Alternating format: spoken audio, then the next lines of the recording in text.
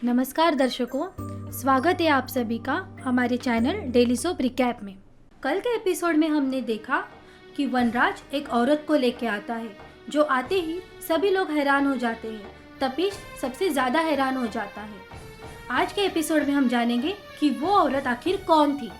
जब वनराज उसको अंदर लेके आता है तब सब उस औरत को देखने लगते हैं।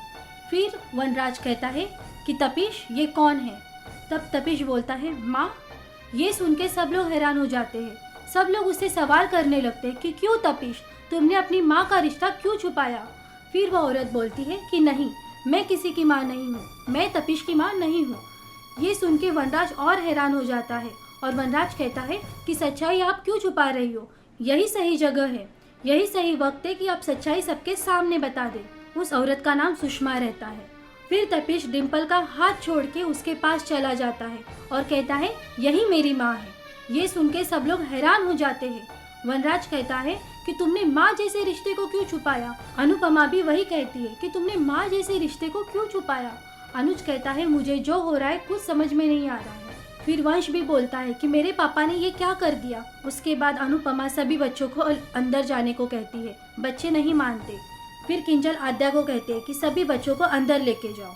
वनराज कहता है कि तुमने धोखा क्यों दिया, तुम्हारी असली माँ होते हुए भी तुमने क्यों छुपाया। इस पे टीटू कहता है कि यही मेरी असली माँ है। मैंने डिम्पल को कई बार सच बताने का कोशिश किया था, लेकिन डिम्पल मेरी बात मान ही नहीं रही थी। वो मेरी बात सुन ही नहीं रही थी। मैंने कितनी बार डिम्पल को मिलने को भी बुलाया था, लेकिन डिम्पल आई नहीं थी। ये कहने के बाद डिम्पल को याद आ जाता है कि टीटू ने कई बार कुछ बात उसे बताने को कही थी, लेकिन फिर भी सब लोग हैरान हो जाते हैं। अनुपमा भी हैरान हो जाती है। बा कहती है कि इसने धोखा दिया है। फिर अनुपमा कहती है अगर धोखा देने से रिश्ते टूटते तो दुनिया में एक भी रिश्ता नहीं बचता। आप सब शांत हो जाइए और टीटू तू हमें सच्चाई बता कि तूने क्यों ऐसा किया है। उस पे टीटू की माँ कहती है कि मैंने इसे मना किया था, मैंने ही इसे बोला था कि कभी किसी के सामने मेरी सच्चाई मत बताना। ये सुन के सब लोग और भी हैरान हो जाते हैं और पूछने लगते कि माँ जैसे पवित्र रिश्ते को आपने क्यों छुपाया, क्यों आप दोनों ने इस रिश्ते को छुपाने की कोशिश की। वनराज कहता है क्यों तुमने सच्चाई नहीं बताई कि तुम्हारी माँ जिंदा है। सभी लोग बहुत हैरान थे। सभी लोग इंतजार कर रहे थे कि तपीश और उसकी माँ क्या कहेंगे। अनुपमा फिर से तपीश और उसकी माँ को पूछती है कि आखिर क्या हुआ। फिर भी वो कुछ नहीं कहते। फिर वनराज कहता है कि ये लोग क्या कहेंगे, मैं कहता हूँ। वनराज बोलना शुरू करता है जब हम लोग किसी कोयले के खान के बाजू से जाते हैं तो हमें दाग लग जाता है, लेकिन ये लड़का तपीश कोयले की खानी है तो उसके पूरे शरीर पे दाग लगा हुआ है। ये जो तपीश है उसकी माँ खूनी है, उसने अपने पति का खून कर दिया है। ये सब सुन के सब लोग बहुत हैरान हो जाते हैं। फिर तपीश कहता है कि मेरी माँ ने मेरे पापा को नहीं मारा है, ये सच है, लेकिन ये पूरा सच नहीं है। तपीश की माँ भी रोने लगती है, कहती है कि हम लोग बहुत अच्छे लोग हैं, हमारे पीछे एक बुरा भाग्य लगा हुआ था। फिर वनराज कहता है बुरा भाग्य नहीं, अभी आपका पूरा भाग्य ही बुरा होने वाला है। अच्छा हुआ आप वक्त पे आ गई, ये माताजी तो आती भी नहीं। तपीश की तबीयत खराब है, ये बोल के हमने इन्हें यहाँ पे लाया है। तपीश इतना बुरा लड़का है कि उसने अपनी माँ को कहीं दूर छुपा के रखा था, इसीलिए तो इसे आने में देरी हो गई थी। हम लोग क्रिमिनल लोग से बात भी नहीं करते और रिश्ता करना तो दूर की बात है। ये सब सुन के सब लोग बहुत हैरान हो जाते हैं। डिम्पल रोने लगती है। अनुपमा भी पूछती है कि ये सब सच है क्या। फिर वनराज कहता है मैं कह रहा हूँ ना, तुम लोग डिम्पी के माता पिता होने का ढोंग करते हो, लेकिन अपने दामाद को घर जमाई बनाने से पहले उसकी सच्चाई तुमने देखी, उसकी सच्चाई तुमने ढूंढने की कोशिश की नहीं। लेकिन मैं डिम्पल को अपनी बेटी मानता हूँ, इसीलिए मैंने तपीश की पूरी सच्चाई जान ली।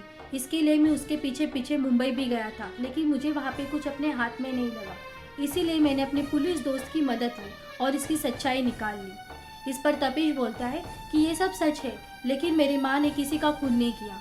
वनराज ये सब कुछ भी सुनने के लिए तैयार नहीं था। वनराज तपीश को मारता है और बहुत मारता है। ये सब देख के अनुपमा और अनुज उसे बचाने के लिए जाते हैं, फिर भी वो किसी की नहीं सुनता। फिर बाबूजी बहुत ज़ोर से चिल्लाते हैं कि बस करो, ऐसा लगता ही नहीं कि तुम लोग पढ़े लिखे हो, जानवर भी ऐसी लड़ाई नहीं करते। फिर अनुपमा तपीश का हाथ पकड़ के उसे डिम्पी की तरफ लेके जाती है और कहती है बता दो, जो भी सच्चाई है तुम डिम्पी को बता दो, सच्चाई सुनने का अधिकार पूरी तरह से डिम्पल को है। आगे अनुपमा कहती है कि इसी अग्नि के फेरे लेकर तुम 7 जन्म बनने वाले थे। आज इसी अग्नि की कसम खा के तपीश सब कुछ सच्चाई सबको बता दी। फिर तपीश बोलने लगता है कि मेरे पिताजी अच्छे इंसान नहीं थे, वो अच्छे पति नहीं थे, वो अच्छे पिता नहीं थे, वो बहुत दारू पीते थे और मेरी माँ को बहुत मारते थे। हम दोनों उससे बहुत डरे हुए रहते थे। अगर उसे पैसे ना मिले तो मेरी माँ को मार मार के उनका बुरा हाल करते थे। एक दिन उन्होंने मुझे दारू के अड्डे पर जाके दारू की बोतल लाने को कहा, लेकिन मैंने मना कर दिया और मेरी माँ ने भी मना कर दिया। ये सब देख के मेरे पापा को बहुत गुस्सा आया और उन्होंने मेरी माँ को मारना शुरू कर दिया। मैं मेरी माँ को बचाने जा रहा था तो उन्होंने मुझे भी मारना शुरू कर दिया। फिर मेरी माँ ने मुझे बचाने की कोशिश की। ये सब देख के मेरे पापा के सर पे खून सवार हो गया और उन्होंने चाकू उठा लिया था। ये सब देख के वो मुझे चाकू मारने ही वाले थे कि अचानक वो नीचे ज़मीन पर गिर पड़े और मैंने देखा तो मेरी माँ के हाथ में सिलबट्टा था और जिस पे खून लगा हुआ था। उस वक्त मैं तो बहुत छोटा था, मुझे कुछ समझ में ही नहीं आया। फिर मेरी माँ ने खुद पुलिस को कॉल किया और उन्हें बता दिया कि मैंने ऐसा ऐसा गुनाह किया है और उन्होंने खुद से सरेंडर कर दिया। उस दिन मुझे मेरी माँ ने कसम दी थी कि मेरे बारे में कभी किसी को मत बताना, तुम अकेले ही रहना और कभी किसी बुरी राह पे मत जाना। उसके बाद वनराज कहता है, वाह, ये बॉलीवुड की पुरानी फिल्मों की कहानी बता के ख़त्म हो गई। मैं तो इस पे विश्वास नहीं करूँगा। गुनाह आखिर गुनाह होता है। ये सब सुन के डिम्पी रोने लगती है और सभी लोग सुन के बहुत हैरान हो जाते हैं कि तपीश और उसकी माँ के साथ क्या क्या हुआ था। फिर तपीश की माँ कहती है कि मेरे गुनाहों की सज़ा मेरे बेटे को मत दो, उससे ये शादी मत तोड़ो। अनुपमा जी, डिम्पल, मेरे बेटे की इसमें कोई भी गलती नहीं है, प्लीज़ उसे कुछ भी इसकी सज़ा मत दो। ये सुन के वनराज कहता है कि बेटी मेरी है और इसका फैसला मैं ही करूँगा और मुझे इसकी और डिम्पल की शादी नहीं करवानी है। ये सब देखते ही एपिसोड ख़त्म हो जाता है। डिम्पल अपने आप को कमरे में बंद करते हुए हमें कल के एपिसोड में दिखेगी। उसका क्या फैसला होगा, वो टीटू के साथ शादी करेगी या नहीं? आपको क्या लगता है, ये कमेंट करके ज़रूर बताएं और जुड़े रहिए हमारे साथ डेली सोप रिकैप में।